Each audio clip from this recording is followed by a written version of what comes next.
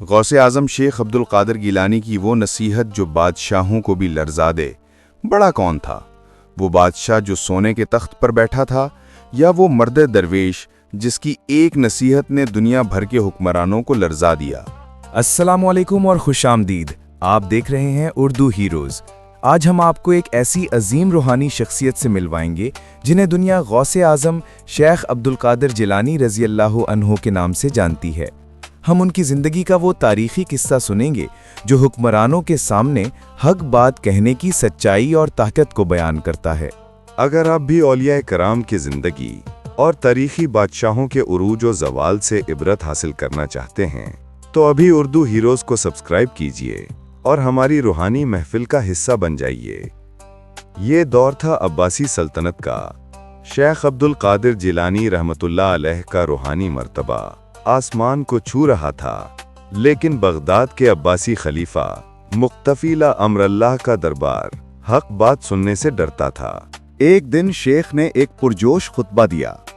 اس خطبے میں آپ نے خلیفہ کے ظالم مشیروں اور ان کے غلط فیصلوں پر شدید تنقید کی اور اعلان کیا کہ ظالموں کی مدد کرنے والا خود بھی ظالم ہے۔ جب خلیفہ تک یہ بات پہنچی کہ ایک فقیر نے میرے دربار کی برائی کی ہے تو وہ غصے میں لال ہو گیا۔ اسے اپنے اقتدار کو خطرہ محسوس ہوا۔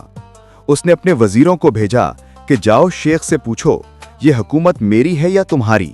میرے دربار پر تنقید کرنے کی ہمت کیسے ہوئی؟ وزیر جب شیخ کی خدمت میں حاضر ہوئے اور خلیفہ کا پیغام پہنچایا تو شیخ نے خلیفہ کو ایک تاریخ ساز پیغام بھیجا۔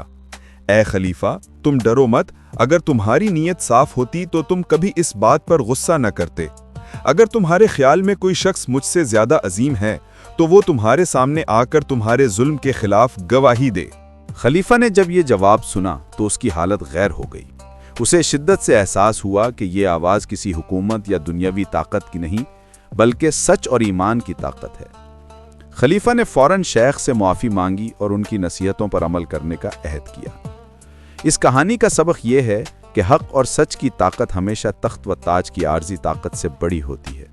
اولیاء اللہ کسی بادشاہ یا حکمران کے محتاج نہیں ہوتے بلکہ وہ بادشاہوں کو بھی حق کا راستہ دکھاتے ہیں۔ آپ کو اردو ہیروز کی یہ داستان کیسی لگی؟ کامنٹس میں ضرور بتائیے کہ آپ غوث اعظم کی کون سی دوسری کرامت یا نصیحت سننا چاہتے ہیں۔ ویڈیو کو لائک کریں اور سبسکرائب کرنا نہ بھولیں۔ جلد ملیں گے ایک اور اردو ہیرو کی ایمان افروز کہانی کے ساتھ۔ خدا حافظ۔